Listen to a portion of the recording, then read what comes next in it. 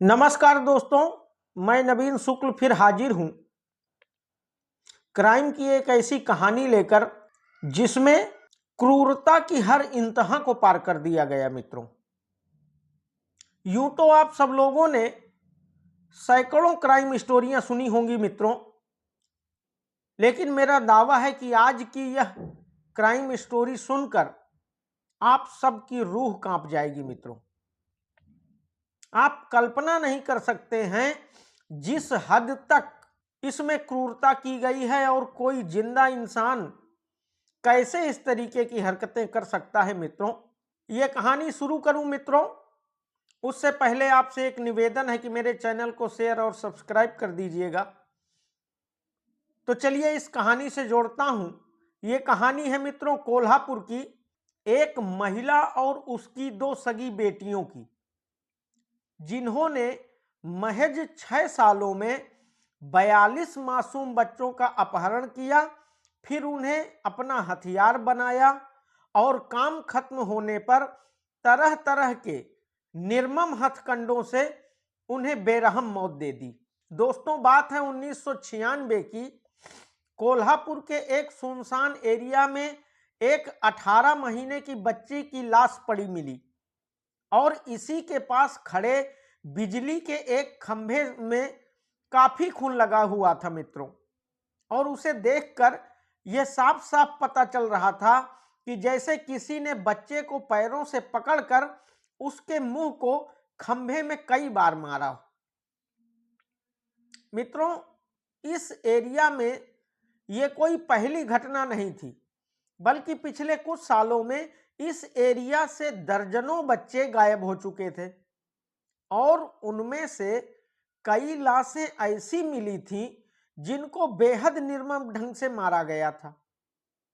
अब पुलिस इन बच्चों के कातिल को ढूंढने पर लग गई मित्रों, लेकिन कई महीनों तक पुलिस के हाथ खाली रहे, उसे कुछ हासिल नहीं हुआ। तभी मित्रों काफी छानबीन के बाद पुलिस को पता लगा कि इन घटनाओं के पीछे 3 महिलाएं हैं, अंजना बाई, सीमा गावित और रेणुका शिंदे। दोस्तों, ये जो अंजना बाई है, यही इस पूरे गैंग की सरगना थी। इसका जन्म नासिक में हुआ था मित्रों, और इसे बहुत कम उम्र से ही चोरी करने की आदत लग गई थी। जब यह जवान हुई तो एक ट्रक ड्राइवर से इसे प्यार हो गया मित्रों, और ये उसी ट्रक ड्राइवर के साथ भागकर पुणे आ गई और फिर उसी के साथ शादी कर ली। शादी के बाद 1973 में इसने एक बेटी को जन्म दिया मित्रों, जिसका नाम इन लोगों ने रेणुका रखा। लेकिन रेणुका के पैदा होने के बाद ही वो ड्राइवर इन दोनों को छोड़कर कहीं चला गया और दूसरी शादी कर ली मित्रों। अंजना के पास कोई पैसा कमाने का जरिया नहीं रह गया, कमाने वाला कोई व्यक्ति नहीं रह गया मित्रों। पैसे की बड़ी दिक्कत हो गई, तो इसने काम करने की बजाय चोरी करके पैसा कमाने को अपना जरिया बना लिया मित्रों। अंजना बाई ने मंदिरों, सिनेमा घरों, बाजारों आदि भीड़ भाड़ वाली जगहों में जेब काटना शुरू कर दिया और लोगों के गल्लों से पैसा चुराने लगी। समय इसी तरह गुजर रहा था मित्रों, तभी अंजना की जिंदगी में एक मोहन गावित नाम का आदमी आ गया, जो आर्मी से रिटायर जवान था। अब इन दोनों ने 1974 में शादी कर ली और फिर 1975 में अंजना ने एक और बच्ची को जन्म दिया, जिसका नाम रखा गया मित्रों सीमा गावित। अभी रेणुका और सीमा छोटी ही थी कि मोहन ने भी अंजना को छोड़कर एक दूसरी महिला प्रतिभा से शादी कर ली। अब जब उसने भी इसको छोड़ दिया मित्रों, तो फिर से पैसे की तंगी हुई, तो अंजना फिर अपने पुराने धंधे में वापस आ गई। दोस्तों, बेटियां अभी अच्छी तरह से बड़ी भी नहीं हुई थी कि अंजना ने उन्हें भी अपने इसी धंधे में लगा लिया। अब तीनों माँ बेटियां मिलकर चोरी, छिनैती, पॉकेटमारी करने लगी।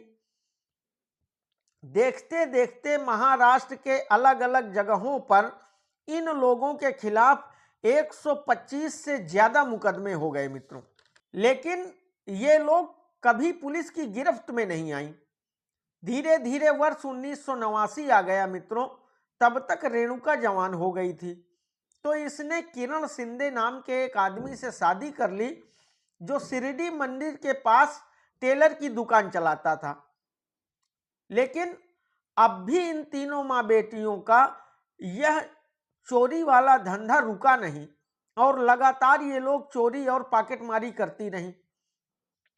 दोस्तों, हमेशा की तरह 1990 में एक दिन रेणुका पुणे के एक मंदिर में चोरी करते हुए पकड़ी गई, तो यह अपनी गोद में मौजूद बच्चे की कसम खाने लगी। अब आसपास के लोगों ने भी यह देखकर यकीन कर लिया, सबको लगा कि ऐसे मासूम बच्चे की कसम खा रही है तो ये चोरी न कर रही होगी। तो सब ने इसके मासूम बच्चे की जो झूठी कसम थी उस पर विश्वास कर लिया और इस तरह रेणुका अपने अबोध बच्चे को ढाल बनाकर बच गई। लोगों ने अबोध बच्चे का मुंह देखकर इसे माफ किया था मित्रों, लेकिन उन्हें क्या पता था कि यह माफी आगे चलकर कई दर्जनों बच्चों की हत्या की वजह बनेगी। यहीं से दोस्तों रेणुका को लगा कि चोरी में पकड़े जाने पर कोई बच्चा इसका अच्छा बचाव कर सकता है, और फिर यहीं से शुरू हुई अपराध की एक खौफनाक कहानी। मित्रों, जून महीने में रेणुका कहीं जा रही थी, तभी कोल्हापुर के पास सड़क पर इसको एक बच्चा घूमता दिखाई दिया। इसने आसपास देखा तो कोई नहीं दिखा, तो इसने उस बच्चे को गोद में उठा लिया। बच्चा सिर्फ 18 महीने का था मित्रों, तो उसके विरोध का भी कोई सवाल नहीं उठता था। रेणुका इस बच्चे को लेकर कोल्हापुर के महालक्ष्मी मंदिर पहुंच गई और वहां एक महिला का पर्स चोरी करने लगी, लेकिन तभी पकड़ी गई। आसपास काफी भीड़ इकट्ठा हो गई, सब लोग इसको डांटने लगे, चिल्लाने लगे। तो रेणुका ने इस बच्चे को जमीन पर पटक कर खुद चिल्लाना शुरू कर दिया कि मैंने चोरी नहीं की है, जबरदस्ती मुझ पर इल्जाम लगा रही है, ये है वो है। मित्रों, रेणुका ने बच्चे को इतनी जोर से पटका था कि उसका सिर फट गया और खून निकलने लगा। अब लोगों का ध्यान रेणुका की चोरी से उस बच्चे की तरफ चला गया, जो बुरी तरह दर्द से तड़प रहा था, और सभी लोग कहने लगे कि नहीं, इसने चोरी नहीं की है, ऐसे ही नहीं इसने अपने बच्चे को पटक दिया है, ये औरत ईमानदार है। और उल्टा आरोप लगाने वाली महिला को ही सारे लोग वहां खड़े कोसने लगे। लोगों ने बच्चे को उठाकर रेणुका को दिया और कहा कि इसको आप जल्दी से अस्पताल ले जाओ, तुम सच बोल रही हो, तुमने कोई चोरी नहीं की है। इस तरह मित्रों एक बार फिर बच्चे को ढाल बनाकर रेणुका बच गई। अब ये बात रेणुका ने अंजनाबाई और सीमा को बताई, तो यह आइडिया इन दोनों को भी बेहद पसंद आया। अब इन लोगों ने तय कर लिया कि अब आगे से हर चोरी में कोई न कोई बच्चा इनके साथ जरूर रहेगा, ये कोई न कोई बच्चा जरूर अपने साथ रखेंगी, ताकि पकड़े जाने पर ये उसको पटक दें, उसकी आड़ लेकर ये बच जाएं। उधर रेणुका ने जिस बच्चे को मंदिर में पटका था मित्रों, वो इसी के साथ था और घायल होने की वजह से दर्द से जोर जोर से रो रहा था। तो उसके रोने से ये तीनों परेशान हो गईं और अब इन तीनों ने इस बच्चे से पीछा छुटाने के लिए एक बेहद खौफनाक प्लान बनाया मित्रों।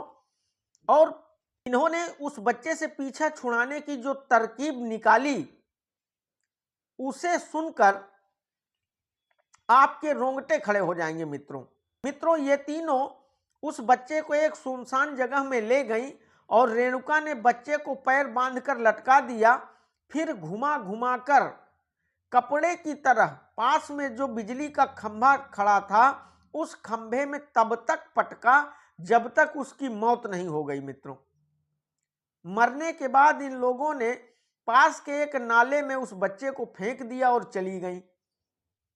मित्रों, कई दिनों तक जब बच्चा पड़ा रहा, किसी ने कोई खोजबीन नहीं की, तो इन्हें लगा कि इनका यह तरीका बिल्कुल सटीक है और इसमें पकड़े जाने का भी कोई डर नहीं है। अब इन तीनों ने मासूम बच्चों को चुराकर अपनी चोरी में इस्तेमाल करना शुरू कर दिया और बाद में उन्हें काम खत्म होने के बाद मारकर फेंक देती थी। इसी तरह एक बार इन्होंने एक बच्चे को पानी भरी बाल्टी में हाथ पैर पकड़कर तब तक डुबोए रखा मित्रों, जब तक उसकी जान नहीं निकल गई। कितनी बेरहम थी, कितना तड़पा होगा वो बच्चा मित्रों। इसी तरह एक और मामले में इन लोगों ने एक 2.5 साल की बच्ची का अपहरण किया और चोरी में उसका इस्तेमाल किया। पकड़े जाने पर लड़की को रोड पर पटक दिया और हमेशा की तरह फिर इन लोगों को लोगों की सिंपैथी मिल गई और ये लोग बच गई। इसके बाद ये बच्ची को लेकर चली गई। चूंकि पटकने की वजह से बच्ची चोटिल हो गई थी तो वो रो रही थी मित्रों। रोने से परेशान होकर इन लोगों ने एक सुनसान जगह पर बच्ची को सड़क पर पटक पटक कर मार डाला और एक थैले में डालकर पास के एक सिनेमा हॉल में पिक्चर देखने लगी। मित्रों, इनका साहस देखिए, कितनी हिम्मत थी इनके अंदर। उस 2.5 साल की बच्ची को रोड में पटक पटक कर मारा, फिर उसको एक थैले में भरकर अपने साथ में लिए हुए 3 घंटे तक पिक्चर देखती रही, मौज मस्ती करती रही और फिर इसके बाद उसी सिनेमा हॉल के बाथरूम में गई और उस थैलों को वहीं छोड़कर चली गई। लेकिन दोस्तों, पाप का घड़ा एक न एक दिन भर ही जाता है। एक दिन इन्होंने मोहन की दूसरी पत्नी जो प्रतिभा थी, मतलब अंजना बाई की जो सौतन थी, उससे ये बहुत चिढ़ती थी क्योंकि मोहन ने इसको छोड़कर दूसरी शादी कर ली थी। तो उस प्रतिभा की बेटी को इन तीनों ने किडनैप किया और मारकर गन्ने के खेत में फेंक दिया। तब 1996 में पहली बार प्रतिभा ने ही इनके खिलाफ रिपोर्ट दर्ज करवाई और इन तीनों का जिक्र किया। पुलिस इनकी तलाश करने लगी, लेकिन इनको पता चल गया मित्रों कि पुलिस इनके पीछे है, तो ये अंडरग्राउंड हो गई। लेकिन कड़ी मशक्कत के बाद 19 नवंबर 1996 को पुलिस ने इन तीनों को गिरफ्तार कर लिया। पकड़े जाने के बाद ये तीनों बच्चों की किडनैपिंग और हत्या से इनकार करती रहीं और यही कहती रहीं कि हम छोटी छोटी चोरी और पॉकेटमारी करती हैं, ये सब हमने कभी नहीं किया है। लेकिन पुलिस को कई गवाहों ने ये बात बताई थी मित्रों कि ये तीनों महिलाएं अलग अलग समय पर अलग अलग बच्चों के साथ दिखाई देती थी और चोरी में अगर पकड़ी जाती थी तो बच्चों को पटक कर नाटक करते हुए वहां से बचकर निकल जाती थी। तो पुलिस को पूरा शक था। लेकिन जब ये किसी तरह कुछ भी कबूल करने को राजी नहीं हुई तो पुलिस ने रेणुका के पति किरण शिंदे को उठा लिया। शिंदे इन मामलों में शामिल नहीं था, ये पुलिस जानती थी मित्रों। तो अब पुलिस ने शिंदे से कहा कि तुम सरकारी गवाह बन जाओ और पूरी कहानी हमें बताओ और इनके खिलाफ गवाही दे दो, तो तुम्हें कम से कम सजा होगी। डरकर किरण शिंदे ने पुलिस से कहा कि ठीक है, मैं सरकारी गवाह बनने को तैयार हूं और इन तीनों के खिलाफ गवाही भी दूंगा। शिंदे ने पुलिस को बताया कि इन लोगों ने दर्जनों बच्चों का अपहरण किया है और उन्हें मारा है। अब पुलिस ने शिंदे के बयान के बाद अपने तरीके आजमाने शुरू किए तो अंजना बाई, रेणुका और सीमा की सारी हेकड़ी निकल गई और वह एक एक कर अपनी हर करतूत पुलिस को बताने लगी। इन्होंने जो खुलासे किए मित्रों, उससे पुलिस टीम के भी पैरों तले से जमीन खिसक गई। इनसे पूछताछ में यह पता चला कि पुणे, मुंबई, कल्याण, कोल्हापुर और नासिक से इन लोगों ने 42 बच्चों की किडनैपिंग किया था और इन बच्चों का चोरियों में इस्तेमाल करने के बाद अलग अलग तरीके से सबको मार दिया गया। पुलिस ने जब इनके घर की तलाशी ली मित्रों तो बहुत सारे बच्चों के कपड़े और उस घर के अंदर बच्चों की हत्या के सबूत मिले।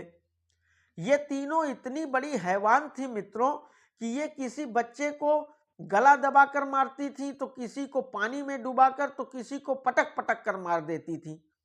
इन्होंने जितने बच्चों को किडनैप कर हत्या की, उन सब की उम्र मित्रों 4 साल से कम थी। मतलब सब कितने मासूम बच्चे रहे होंगे।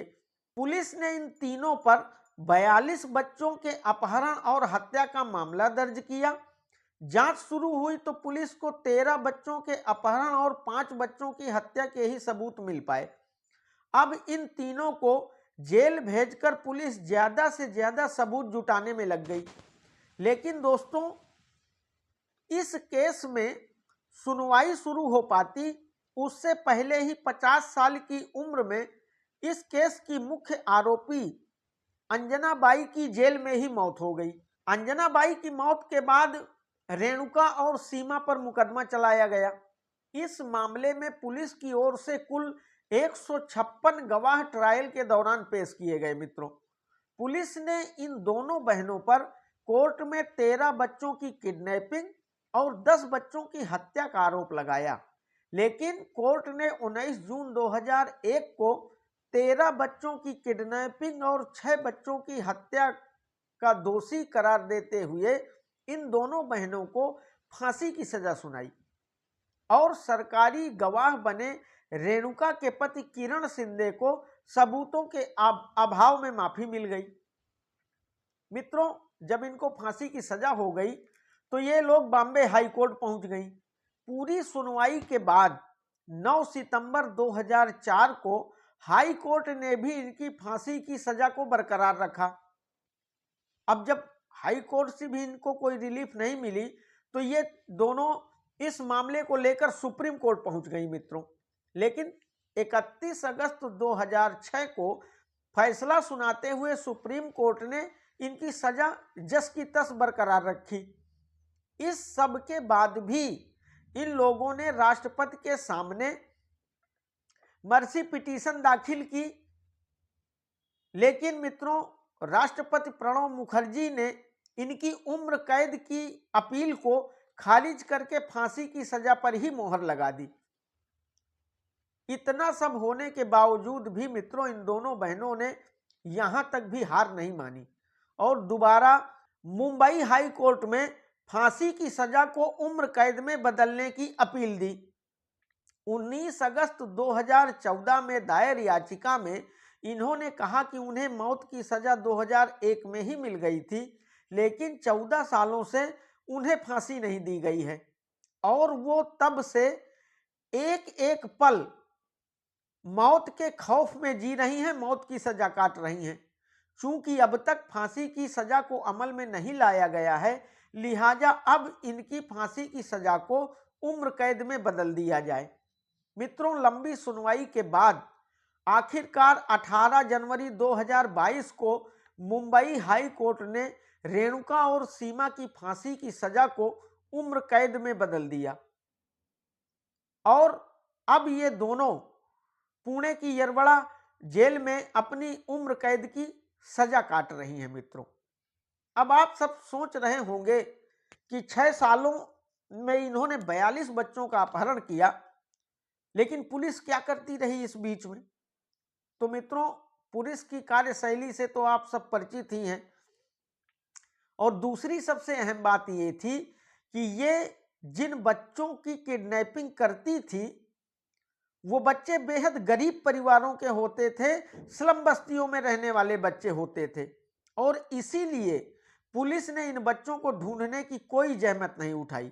वरना शुरू में ही अगर पुलिस इस मामले में तत्परता दिखाती, बच्चों को ढूंढने में तत्परता दिखाती, तो शायद 42 माताओं की गोद कभी सूनी नहीं होती। मित्रों, तो ये थी कोल्हापुर में सीरियल किलिंग की एक ऐसी कहानी मित्रों, जिसमें 3 महिलाओं ने क्रूरता की सारी हदें पार कर दी थी। मित्रों, बॉम्बे हाई कोर्ट ने इनकी मौत की सजा को उम्र कैद में तब्दील किया। यह सही किया या गलत किया, इसको लेकर आपका नजरिया क्या है? ये मुझे कमेंट बॉक्स में जरूर बताइएगा मित्रों।